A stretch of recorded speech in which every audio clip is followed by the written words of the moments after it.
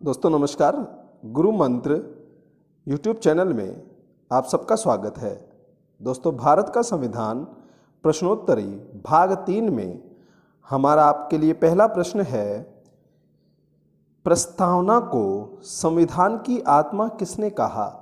दोस्तों प्रस्तावना जो है उससे बोला गया है कि भारतीय संविधान की आत्मा कहा जाता है।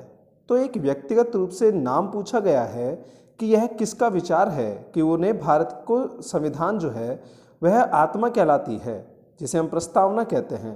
तो दोस्तों आपके पास ऑप्शन है सरदार पटेल, मोहनलाल भार्गव, ठाकुरलाल भार्गव व ठाकुरदास भार्गव। तो दोस्तों यहाँ इस प्रश्न का जो जवाब है आपके वह है ठाकुरदास भार्गव। दोस्तों प्रस्तावना जो है उसके संदर्भ में एक बात आपको ध्यान रखनी है कि प्रस्तावना का विचार जो देने वाले भारतीय व्यक्ति थे वो थे पंडित जवाहरलाल नेहरू, जिन्होंने एक उद्देश्य प्रस्ताव रखा संविधान सभा की तीसरी बैठक में। और दोस्तों संविधान सभा की तीसरी बैठक आयोजित की गई थी आपके 13 दिसंबर 1946 को। ठीक है बात। तो आप लोगों को ध्यान रखिएगा कि प्रस्तावना को संविधान की आत्मा कहने वाले जो व्यक्ति थे दोस्तों वो कौन थे आपके, ठाकुरदास भार्गव। बढ़ते हैं हमारे अगले प्रश्न की ओर। दोस्तों दूसरा प्रश्न है हमारा आज का कि भारत के संविधान की प्रस्तावना का विचार। कहने का तात्पर्य यहाँ है कि संविधान में एक प्रस्तावना होगी, इस प्रस्तावना का विचार किस राष्ट्र से लिया गया है, मतलब कि किस देश से प्रभावित है। क्योंकि अक्सर हम पढ़कर आते हैं कि भारतीय संविधान उधार का थैला है, विदेशी स्रोतों का ताना बाना है, यानी कि विदेशों से तत्व लेकर इसको बनाया गया है, इसलिए इसे उधार का थैला भी अक्सर आलोचक कह देते हैं। तो दोस्तों यहाँ प्रश्न है कि संविधान की जो प्रस्तावना है, जिसका परिचय संविधान का, जिसके माध्यम से हमें परिचय प्राप्त होता है, उस प्रस्तावना का विचार संविधान में किस राष्ट्र से आया दोस्तों, यह प्रश्न है आपका। और इसके ऑप्शन है ब्रिटेन, अमेरिका, कनाडा व आयरलैंड। तो दोस्तों इसका जवाब होगा आपके अमेरिका। कहने का तात्पर्य हुआ कि प्रस्तावना में संविधान का जो भारतीय संविधान में जो प्रस्तावना का विचार है वो आपके किस राष्ट्र से प्रभावित हुआ दोस्तों, अमेरिका से। बढ़ते हैं हमारे अगले प्रश्न की ओर। दोस्तों आज का तीसरा प्रश्न है आपका कि भारत के संविधान निर्माण में कितना समय लगा। यह आपको लगभग सबको पता होगा क्योंकि बहुत ही सरल प्रश्न है, हर किताब में आपको ये पढ़ने को मिल जाता है। तो भारत के संविधान का निर्माण, देखिए संविधान का निर्माण जो है, हम कहें कि साहब 1946 में आपके संविधान सभा का गठन होता है और 9 दिसंबर 1946 को संविधान सभा की प्रथम बैठक प्रारंभ हो जाती है। तो तभी से उसके निर्माण की बात कही जाती है। तो दोस्तों भारत के संविधान के निर्माण में लगभग 3 वर्ष का समय लगा।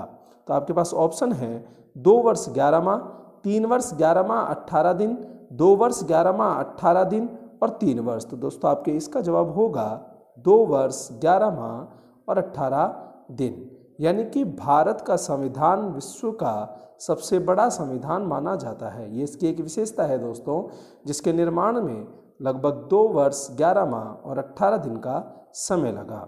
दोस्तों इसके पश्चात हम बढ़ते हैं हमारे अगले प्रश्न की ओर। और दोस्तों हमारा आज का अगला प्रश्न है कि भारत के संवैधानिक विकास का प्रारंभ किस अधिनियम से माना गया है। कहने का तात्पर्य क्या है कि हमारे देश के संविधान का जो प्रारंभ हुआ, निर्माण होना, विकास के क्रम में बात कही गई है दोस्तों कि विकास कब से प्रारंभ होता है। तो देखिए कैबिनेट मिशन 1946 जहाँ संविधान सभा का गठन होता है और संविधान का निर्माण प्रारंभ होता है। 1773 का रेगुलेटिंग एक्ट, 1858 का एक्ट और माउंट बेटन योजना 1947। लेकिन दोस्तों प्रश्न में संवैधानिक विकास, मतलब कि ये इतिहास के संदर्भ की बात पूछ रहा है। और भारत में पहली बार लिखित जो कानून बनाकर ब्रिटेन की सरकार ने भेजा था दोस्तों, वो आपके कब भेजा, 1773 में, जिसे आप लोग कहते हैं इतिहास में रेगुलेटिंग एक्ट। क्लियर हुआ बात दोस्तों यहाँ तक। तो भारत के संविधान की यात्रा का प्रारंभ अगर ऐसा लिख दिया जाता है कि साहब विकास शब्द नहीं आया और आपको यात्रा शब्द दे दिया गया, तो ये ध्यान रखिएगा। अगर ऐसा भी रखा जाता है कि यात्रा का प्रारंभ कब से है, तो दोस्तों ध्यान रखना ये भी आपके कब से प्रारंभ माना जाता है, 1773 के रेगुलेटिंग एक्ट से। उसके पश्चात बढ़ते हैं हमारे अगले प्रश्न की ओर, जो आज का हमारा लास्ट प्रश्न है दोस्तों।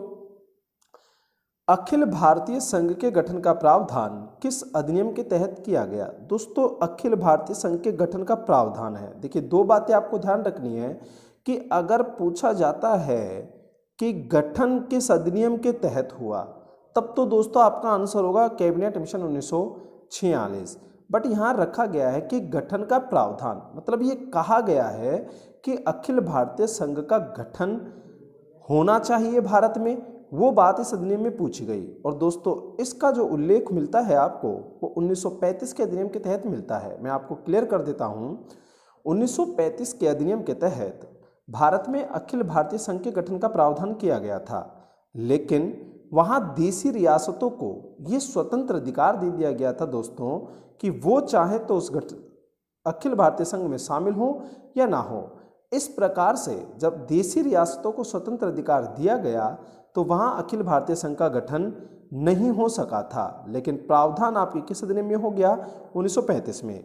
लेकिन जब 1946 के कैबिनेट मिशन के तहत संविधान सभा का गठन करना था तो ये साफ स्पष्ट शब्दों में कहा गया कि अखिल भारतीय संघ के गठन के लिए ब्रिटिश प्रांत और देशी रियासत सबको शामिल होना होगा। इसलिए हम कहते हैं कि गठन तो आपके कैबिनेट मिशन के तहत होता है, लेकिन दोस्तों प्रावधान जो आता है वो आपके 1935 के अधिनियम के तहत रखा जाता है। तो दोस्तों ये थे हमारे आज के 5 प्रश्न आपके गुरुमंत्र भारत का संविधान प्रश्नोत्तरी के अंतर्गत।